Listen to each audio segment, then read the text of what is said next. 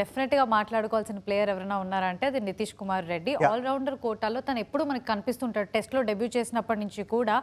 And Nitish ఉన్నాడు, వాషీ ఉన్నాడు. And తనకి అవకాశం ఎంతవరకు వచ్చేది ఉంటుంది? I'm very happy.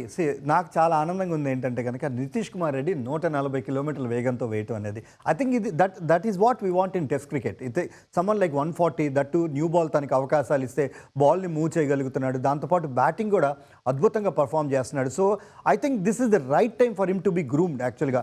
ఎందుకంటే ఇంకా నెక్స్ట్ కూడా ఎవరు చూస్తానికి కూడా పెద్దగా కనపడట్లేదు మనకి. He's working on his bowling. ఎందుకు తను పేస్ పెంచుకున్నాడంటే కనుక క్లియర్గా ఒక ఇన్స్ట్రక్షన్ ఉంది.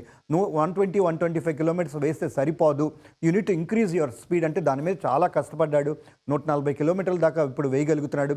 కన్సిస్టెంట్గా కనుక తన నుంచి మనం ఎక్స్పెక్ట్ చేసేది ఏంటంటే కనుక 20 ఓవర్స్ ఎక్స్పెక్ట్ చేయం మనం, 8 to 10 అవర్స్ పర్ డే. అది వేయగలిగితే కనుక అండ్ ఇంపార్టెంట్ బ్రేక్స్ త్రూస్ కనుక తను అందించగలిగితే స్లోగా ఇలా 140+ వేస్తే కొన్ని సందర్భాలు ఎట్లా ఉంటాయంటే కనుక స్పిన్ ట్రాక్ కూడా ఇస్తుంటారు, ఒకే ఫాస్ట్ బౌలర్తో ఆడుతుంటారు.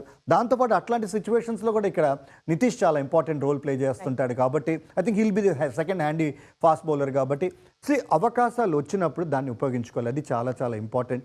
తనకి భవిష్యత్తులో చాలా అవకాశాలు వస్తాయి. ఎందుకంటే ఈవెన్ ఈ కనుమేరగా చూస్తే కనుక ఎవరు కూడా ఆల్రౌండర్స్ నాకైతే కనపడట్లేదు ఎవరు పెద్దగా.